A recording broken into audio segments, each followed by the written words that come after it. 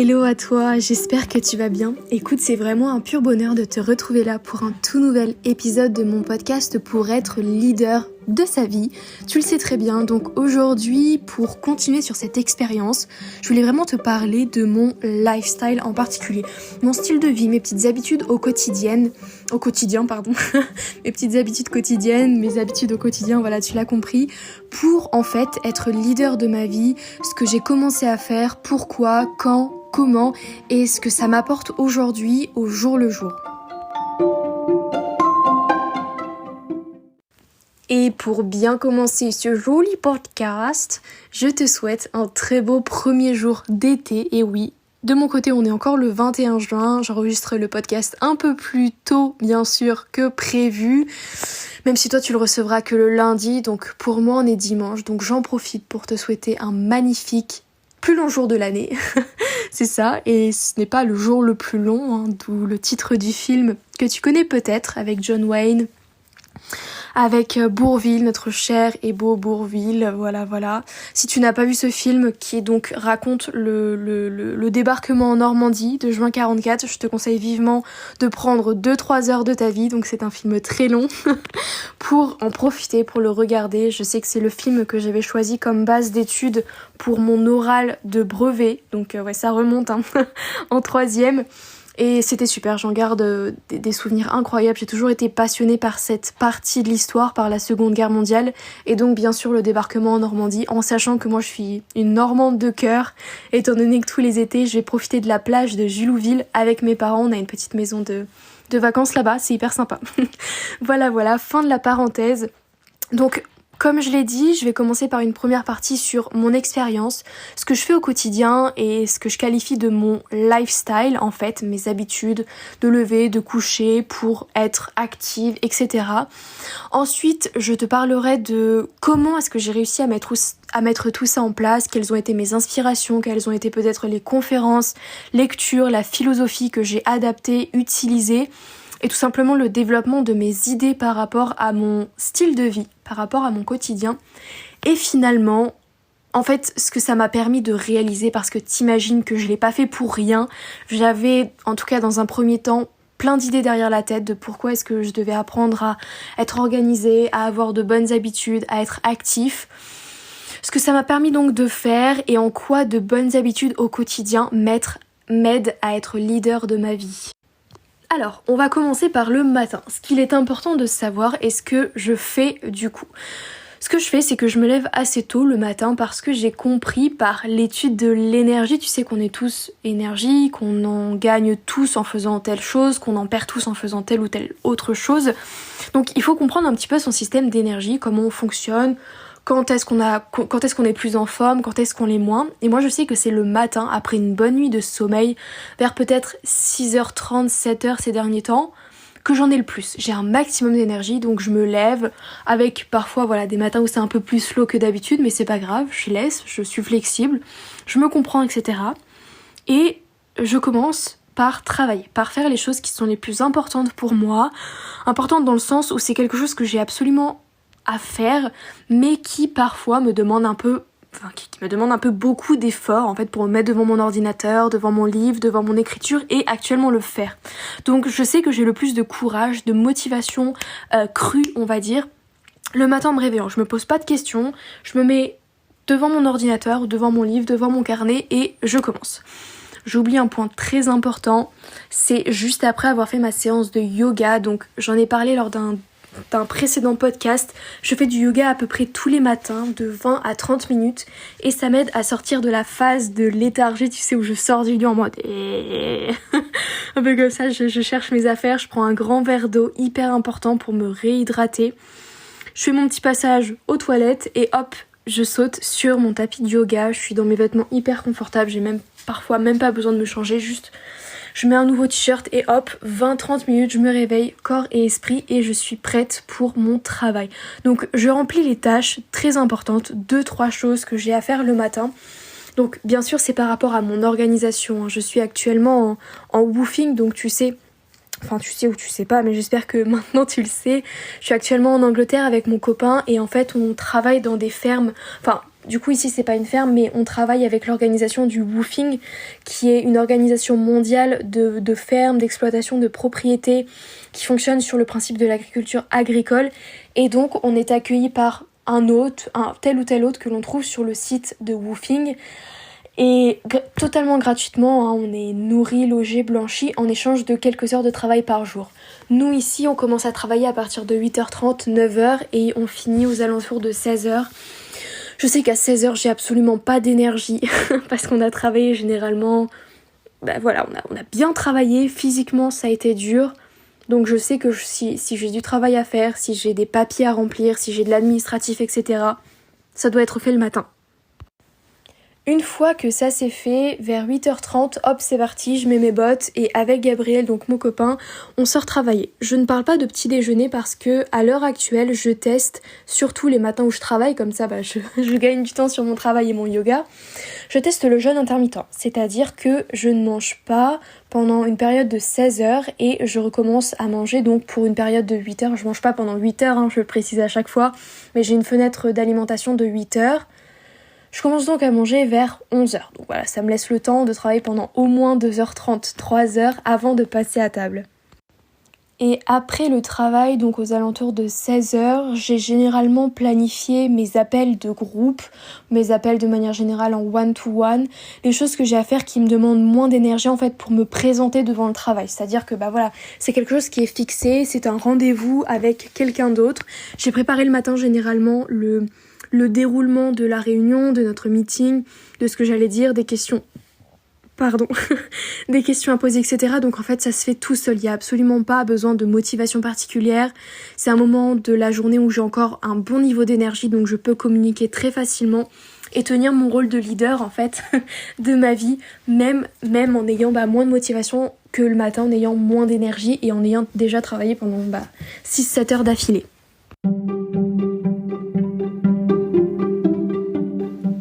Et environ 30 minutes, 1 heure après avoir fini de travailler, après un petit snack, une petite pomme, une petite banane, quelque chose comme ça, je pars m'entraîner avec Gabriel, donc on a nos séances aux anneaux, on fait ça pendant 30 minutes, 40 minutes, 45 minutes, voilà, juste le temps de se dégourdir, de travailler un petit peu notre force, notre flexibilité, les différents mouvements qu'on essaye de pratiquer, donc pour moi que ce soit traction, pompe, pour Gabriel muscle up, ce genre de choses, voilà, pour rester vraiment actif. On a cette routine qui a été mise en place et qu'on essaye d'observer en fait tout simplement parce que ça nous permet de rester en forme. Vers 18h, 18h30, on a le dîner avec nos hôtes, donc go, on y va. Et ensuite, au retour, j'ai vraiment cette idée, donc avec Gabriel, parce qu'on partage la plupart des choses, on les fait ensemble, donc je partage énormément avec lui. Généralement, ce que j'essaye de faire, c'est de regarder des vidéos, de m'informer. C'est vraiment mon moment formation, parce que j'ai pas de choses j'ai pas besoin d'être active dans le sens où prise de notes, ou écriture, ou travail, ou création ou création ex nihilo, c'est-à-dire en partant de rien. En fait, je dois juste être active dans le sens où je suis à l'écoute des nouvelles informations que j'ai. Donc c'est typiquement le moment où je regarde des conférences, où je m'informe, où je regarde des TEDx, où j'écoute ou prépare des podcasts, où voilà, je m'inspire de nouveaux contenus qui eux-mêmes vont m'inspirer pour le lendemain, pour préparer mes podcasts, mes articles, mes posts et tout ce que tu vois au jour le jour, de façon hebdomadaire sur mes comptes. Et puis, quand vient le soir, j'essaye de me détacher pendant au moins 1 heure avant d'aller dormir des écrans. Donc, je coupe mon téléphone, on arrête le film ou la conférence ou le documentaire qu'on était en train de regarder avec Gabriel et je me pose dans le lit avec un livre. Donc ça, c'est vraiment quelque chose que je fais depuis quelques mois, depuis que je suis partie en WWOOFing et c'est quelque chose dont j'ai vraiment besoin. Je l'ai fait à plusieurs reprises et là, je le reprends vraiment parce que être vraiment déconnecté, pouvoir déconnecter sa tête et ses yeux et ses oreilles de tous ces sons, de toutes ces couleurs, de toutes ces choses vraiment très intenses qui encombrent notre esprit au quotidien, vraiment heure par heure. Je m'en détache avant d'aller dormir pour permettre à mon esprit de commencer à rentrer dans cette phase de repos. Le livre, donc vraiment le format papier, n'a pas cette lumière intense qui bousille les yeux, n'a pas ce son qui percute tes oreilles, etc. Donc c'est tellement agréable de pouvoir commencer à se reposer et à entrer dans le sommeil de la nuit avec une bonne lecture. Après, ça ne veut pas dire qu'on continue pas d'apprendre, parce que par exemple Gabriel c'est sous le format de vocabulaire, d'un livre de vocabulaire. Moi c'est sous le format du livre que je suis actuellement en train de lire, donc Persuasion de Jane Austen, de la littérature britannique, donc je continue à travailler mon anglais aussi. Voilà, ça peut être un livre de développement personnel, ça peut être de la philosophie, c'est ce que je faisais avant en tout cas, voilà. Donc j'avais vraiment ces périodes de lecture le soir, ça peut être aussi des périodes de lecture le matin.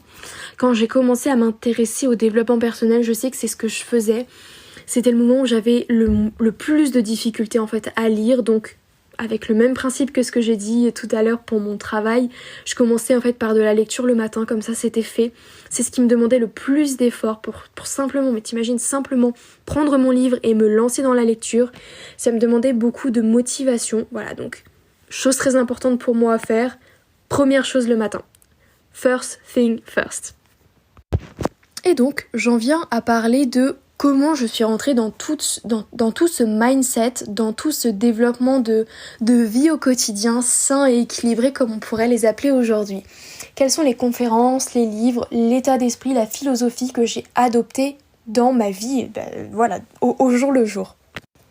Pour te remettre un petit peu dans le contexte, j'ai commencé à m'intéresser au développement personnel il y a peut-être 2-3 ans maintenant, voilà. C'est pour tout te dire quand j'ai rencontré Gabriel qui était déjà là-dedans, mais dans tout ce qui était partie gestion du temps. Donc il avait commencé à lire des livres par rapport à tout ça, et il m'a vraiment mis à fond dedans. Donc on commençait à regarder des vidéos, des conférences tous les deux sur YouTube, c'est fou tout ce que tu peux trouver.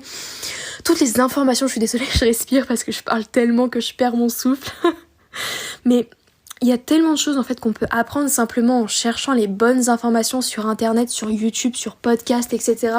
On critique internet, on critique les réseaux sociaux, on critique tout ça.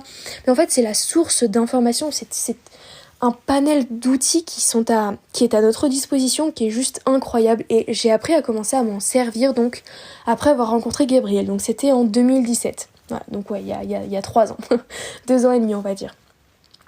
Et j'ai commencé à regarder des conférences, à du coup développer mes lectures en développement personnel, que ce soit les basiques, donc les premières choses qui me passent par la tête c'est réfléchissez et devenez riche, c'est Père riche, Père pauvre, c'est le pouvoir du moment présent, c'est voilà, tous ces livres en fait, la semaine de 4 heures ou ces livres de développement personnel, d'entrepreneuriat, pour devenir leader de sa vie en fait, que j'ai commencé à lire et qui m'ont permis de développer un tas d'idées.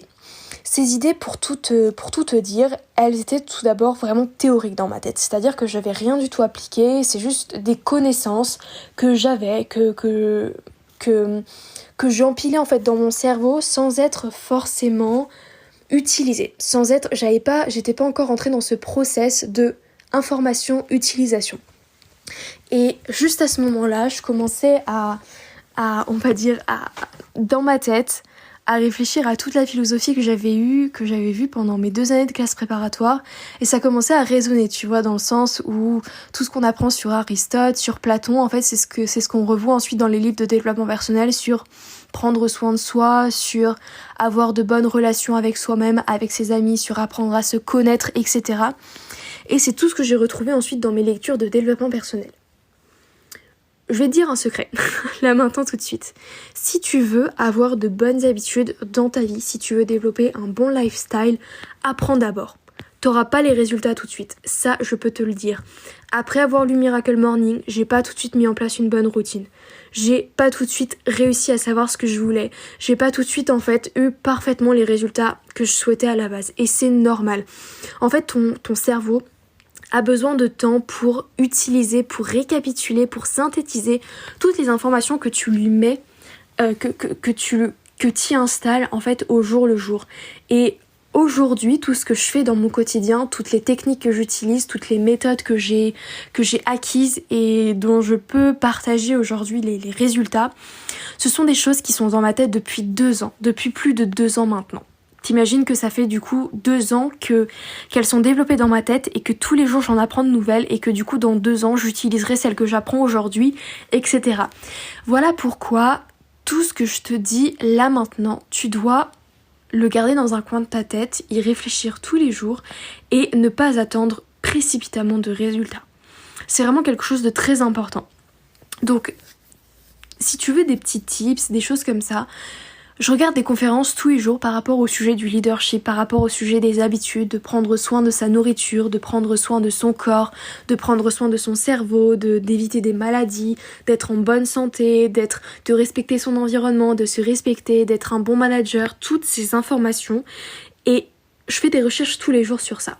Tu veux être leader de ta vie, tu veux avoir un bon lifestyle, prends ton ordinateur, prends un livre, va dans une bibliothèque, installe-toi, prends un carnet et prends des notes sur tout ce que tu peux trouver sur le sujet qui t'intéresse. Tu veux devenir leader de ta vie, trouve tous les livres, toutes les conférences qui vont te parler de ça.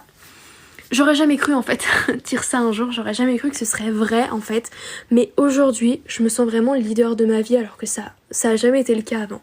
Ça a jamais été le cas avant et même quand je lisais en fait ces livres de développement personnel de Tim Ferriss, de Napoleon Hill, je sais pas, même de Tesla, enfin du patron de Tesla, etc. Toutes ces idées hyper bien, qui d'ailleurs se ressemblent un peu toutes, mais bon ça c'est une autre idée. En fait voilà, je me disais ah là là ces personnes sont géniales, j'ai envie d'être riche et célèbre moi aussi, gna gna gna. Mais en fait non, tu te rends compte qu'à un moment c'est pas ce que tu veux juste être toi-même, tu veux juste pouvoir adapter toutes ces idées à ton quotidien, tu veux juste pouvoir t'adapter, davantage te connaître et développer ton propre style de vie. Le but c'est pas de copier tout ce que tu vois dans les livres de développement personnel, dans les conférences, dans les formations que tu peux aussi suivre, parce que j'en ai suivi un nombre de formations, je vais te dire, surtout en M1, donc en 2018, l'année 2018-2019, j'ai dû suivre au moins 2-3 formations qui m'ont coûté à chaque fois un bras avec Gabriel, donc on investissait là-dedans, et j'ai appris, j'ai accumulé des connaissances, et quand j'étais à fond là-dedans, le but c'était de ressembler à ceux qui avaient créé ces formations, c'était de pouvoir faire la même chose, c'était d'avoir les mêmes résultats, etc. Jusqu'au moment où l'information est processée, enfin je vais dire ça comme ça, l'information c'est bon, elle est passée dans ton cerveau, tu l'as comprise, etc. Et en fait, tu veux plus du tout faire en sorte que ces personnes soient des modèles. Tu veux plus copier personne, tu veux t'en détacher au contraire et trouver ta voie, trouver ton propre sens et trouver ta valeur, trouver tes motivations, trouver tes habitudes, trouver ton lifestyle, ton leadership au quotidien. Alors oui, aujourd'hui, je fais du yoga, je fais du sport, je mange bien, je fais un minimum de choses que je suis, jeûne intermittent, je lis, je m'instruis, je fais des études, j'écris, je développe des projets, je fais des podcasts, je suis sur Instagram, je suis sur YouTube, etc. Voilà, mais qu'est-ce que ça signifie en fait ? Qui veut me copier ? Personne. Personne ne veut et ne doit me copier parce que j'ai un style de vie qui, de prime abord, est attrayant. Mais attention, j'ai envie de te dire, c'est juste de prime abord. Moi, je te parle de mon lifestyle, de mon expérience, mais je choisis minutieusement ce dont je veux te parler. Et c'est ce que tu dois comprendre pour chaque chose que tu lis, chaque chose desquelles tu t'instruis, en fait, c'est que tu dois prendre ce qui est bon pour toi, tu dois prendre ce qui t'inspire, tu dois prendre ce qui t'apporte, ce qui te permet d'avancer et laisser le reste. Tu te fiches de ce qui me cloue au sol, tu te fiches de savoir les peines que j'ai parfois, les douleurs, les peurs, etc. Tu te fiches de savoir ça car tu en auras de différentes. Tu n'auras pas les mêmes que moi. Et parfois j'en aurai, toi tu en auras, et parfois je réussirai et toi non, et parfois tu réussiras et moi je serai revenue à un stade précédent. On sait pas. On doit juste prendre et apprendre ce qui arrive dans notre vie et ce qui nous permet d'avancer au jour le jour. Ce qui fait de nous des leaders, c'est-à-dire des personnes qui sommes capables d'avancer, d'agir et de choisir.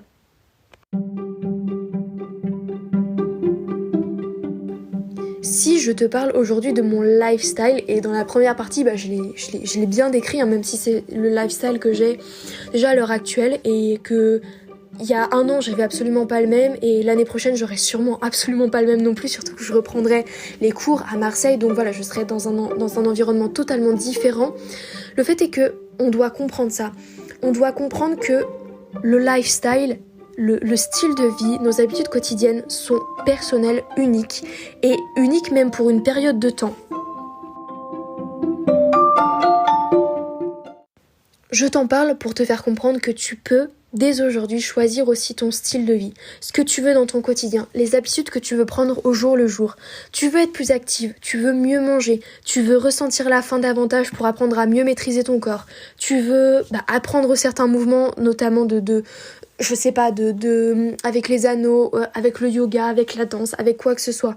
Tu veux être leader, tu veux avoir plus confiance en toi, tu veux sortir des problèmes de couple que tu as, tu veux te faire davantage d'amis, tu veux répondre à ces questions, tu veux chasser tes peurs, tu veux rétablir des liens avec ta famille, tu veux tout ça. Super, moi aussi. Comment est-ce que tu fais ensuite pour l'avoir ? Et la réponse, c'est les choix que tu fais au quotidien et la création de ton lifestyle. J'en parlais juste il y a quelques minutes, d'ailleurs c'est fou, j'y pense juste là, avec Gabriel. Je me demandais comment ça se fait qu'aujourd'hui je suis pas dépressive, comment ça se fait qu'aujourd'hui j'ai pas des phobies qui me clouent au sol, comment ça se fait qu'aujourd'hui je choisis d'être leader de ma vie, de créer des projets, que je suis ici en Angleterre et que j'apprends l'anglais, que je suis avec mon copain, que j'ai de très bonnes relations avec ma famille, que voilà, je pourrais citer tout un tas d'exemples et je suis sûre que de ton côté t'as un tas d'exemples de choses qui sont merveilleuses dans ta vie. Comment ça se fait que ça en est là ? Et c'est pas simplement c'est pas simplement l'effet de la chance. Je suis pas simplement issue d'un milieu hyper chanceux, hyper favorisé, riche, etc. Il y a pas que la détermination en fait de ton environnement. Il y a aussi ce que tu choisis d'en faire et celui que tu choisis de créer, celui dans lequel tu choisis d'évoluer au quotidien. Je pourrais, dès demain, commencer à me lever à 11h midi. Je pourrais commencer à ne plus écrire d'articles. Je pourrais commencer à ne plus publier de podcasts, à ne plus être présente sur les réseaux sociaux, à délaisser les projets que je viens juste d'entamer, donc sur le leadership, notamment la création d'un événement avec mon école. Je pourrais, envoyer balader les membres de ma famille qui essayent de m'appeler. Je pourrais ne plus respecter du tout Gabriel en tant que l'homme de ma vie. Je pourrais être totalement impolie avec mes hôtes à l'heure actuelle et du coup être renvoyée de ce principe du woofing. Voilà, il y a tellement de choses en fait, de choix que j'ai à faire et de choix que je pourrais laisser de côté parce que je pourrais dire c'est trop difficile, je peux pas tenir comme ça, etc. Imagine la différence que ça ferait dans ma vie. Imagine mon état aujourd'hui. Alors peut-être qu'effectivement je serais pas dans ce mindset à te partager des conseils ou des astuces ou des inspirations sur comment être leader de sa vie. Et tout ça, je l'ai développé, je l'ai mis en place dans ma vie simplement grâce au fait de commencer à lire un livre, au fait de commencer à regarder une conférence par jour, au fait de commencer à mettre en place un réveil. Au début, ça n'a pas été facile, mais pour tout te dire, après quelques temps, après avoir lu Miracle Morning, après avoir regardé tout un tas de vidéos, de conférences par rapport aux bienfaits de se lever tôt, je me suis jamais levée à 4h du matin, mais avec Gabriel en 2018, on a commencé à mettre en place un réveil à 6h tous les matins, avec une routine hyper précise. Donc voilà, le matin on se levait, on buvait notre verre d'eau citronnée avec du gingembre dedans pour booster un petit peu. On allait ensuite sur les quais de Bordeaux, donc on habitait juste à côté à l'époque, Gabriel habitait juste à côté à l'époque. On n'habitait pas encore ensemble à ce moment-là. On allait là-bas, on restait pendant peut-être 30 minutes, on faisait une petite méditation devant la Garonne, le Rhône. Oh pardon, oh là là, le gros fail, je sais plus du tout. Bref, donc voilà, il y avait ces choses qui commençaient à être mises en place. Ensuite on rentrait, on prenait un bon petit déjeuner, on allait à la salle de sport, c'était quand on avait plus cours, donc effectivement on pourrait dire, ah là là, c'était facile pour vous deviez pas aller travailler, etc. Aujourd'hui je dois aller travailler à 8h30 et pourtant je continue à avoir cette routine où tous les matins j'ai ma petite activité sportive, ma petite méditation, l'écriture ou alors l'affirmation dans ma tête de ce que je veux être, de mes intentions pour la journée, etc. Il n'y a jamais d'excuse que celle que l'on veut se donner. Voilà, et tout ça, ça a été mis en place par un minimum d'efforts et après 2 ans d'adaptation, de moments qui ont été hyper difficiles et d'autres moments qui ont été très faciles, aujourd'hui, c'est toujours là. Aujourd'hui, c'est toujours là. Ce sont des outils qui m'aident du coup à garder un sens de maîtrise de ma vie. Un sens de leadership. En fait, je suis active, je suis maître de ma vie. Capitaine de mon âme. Tu connais cette citation. Et apprendre, je bug parfois, mais c'est tellement important. Apprendre, s'informer, apprendre à se connaître, tester, expérimenter, oser. c'est ce qui me permet aujourd'hui de te parler du leadership. J'étais absolument pas là. Il y a tout juste 2, 3 mois, 4 mois, 5 mois, juste avant de partir en voyage pas aux États-Unis, mais au Royaume-Uni, j'étais absolument pas au terme du leadership. J'en étais pas là encore. J'étais simplement une personne qui partage des astuces sur le développement personnel, qui le lit, qui regarde des conférences, qui s'instruit, etc., qui suit des formations. Voilà, mais je parlais pas encore de leadership parce que j'avais pas saisi ce concept d'être leader de ma vie. D'être active dans ma vie de tous les jours pour choisir et pour préparer mon futur parce que j'en ai la maîtrise. J'ai la maîtrise de mon futur par rapport à la maîtrise de mon environnement, ce que je veux laisser rentrer dans ma vie et ce que je ne veux pas laisser rentrer dans ma vie, ce que je veux encore pouvoir capable de faire dans 50 ans et ce dont je ne veux plus, ce dont je ne veux pas dans 50 ans, ce que je souhaite vraiment. Et à partir du moment où je me laisse me poser la question qu'est-ce que je veux dans 50 ans, j'ouvre à mon esprit la possibilité de commencer à réfléchir, de commencer à créer un plan d'action, de commencer à se dire ok, si je veux ça dans 50 ans, comment est-ce que dès aujourd'hui je vais pouvoir mettre en place des choses pour l'avoir. Ça n'arrive pas comme ça n'arrive pas comme ça du jour au lendemain, ça ne tombe pas du ciel comme on pourrait croire dans alors comment est-ce que ça s'appelait ce film, enfin ce livre, le pouvoir de l'affirmation, tu sais, le secret. Voilà, le secret. Ça ne tombe pas du ciel. C'est pas en visualisant et en demandant à l'univers que ça arrive, que ça va arriver juste comme ça. C'est en mettant au jour le jour des actions pour, pas à pas, arriver à ton objectif. Et tu y arrives par les habitudes que tu vas mettre en place dans ton quotidien. Forcément, si tu veux faire attention à toi, si tu es dans un plein rééquilibrage alimentaire et que, je sais pas, dans 3 mois, 4 mois, tu te vois avec 5 kilos en moins, 10 kilos en moins, si aujourd'hui, demain, etc., tu choisis de manger une pizza, de manger de la glace, de continuer à acheter des bonbons, de continuer à manger des gâteaux à n'importe quelle heure de la journée, forcément ton objectif, en fait, t'auras beau le visualiser très très fort tous les jours, t'y seras pas dans quelques mois, t'y seras pas. Donc visualiser cet objectif, c'est très bien, ça donne un sens à notre énergie, donc où est-ce qu'elle doit se concentrer, sur quoi elle doit donner ses efforts, sur quoi elle doit être attentive, et donc du coup agir dans ce sens-là. Tu as ton intention qui est de perdre du poids, de faire attention à toi, d'être en meilleure santé, et donc quelles actions vont pouvoir enrichir cette intention, et donc pas à pas te mener à ton objectif. Finalement, tu l'as compris, toutes ces habitudes m'ont permis de réaliser une chose, être leader de ma vie. Être leader de sa vie, ça veut pas dire être boss d'une entreprise, ça veut pas dire être CEO, ça veut pas dire être ultra connu à la tête d'une organisation humanitaire, ça veut pas dire tout ça. Ça veut dire simplement être capable de faire des choix qui te permettent d'avancer, qui te respectent, qui développent ta confiance en toi, qui te font avancer vers tes objectifs et la vie de tes rêves. Je vais le mettre ça comme ça parce que ça paraît pas trop beau, en fait c'est juste la réalité. C'est juste la réalité. Si aujourd'hui je fais le choix d'être gentille avec Gabriel, si aujourd'hui je fais le choix de ne pas manger tout mon pot de beurre de cacahuète, si aujourd'hui je fais le choix d'être présente à mes réunions, au meeting que j'ai pour le développement de mon projet, si aujourd'hui je fais le choix de lire et de m'informer sur le développement personnel, sur le leadership, sur le management du monde de demain, sur l'environnement, sur le rôle que je dois prendre, etc. Si aujourd'hui je fais tous ces choix, c'est parce que j'ai la capacité d'être active, d'être responsable de ma vie. C'est ça être leader, c'est être responsable de sa vie. Et ça passe par la création d'un bon lifestyle. Alors, ce que je te propose là dès aujourd'hui, c'est de prendre une feuille et de me noter là où tu te vois être dans 5 ans. Qu'est-ce que tu veux dans ta vie dans 5 ans ? Qu'est-ce que tu veux en termes de relations familiales, de relations amoureuses, de relations au travail ? Qu'est-ce que tu veux ? Qu'est-ce que tu veux faire ? Dans quoi tu te vois agir ? Quel va être ton état physique, c'est-à-dire ta santé, ton corps, ta santé mentale ? Comment est-ce que tu te vois être dans 5 ans ?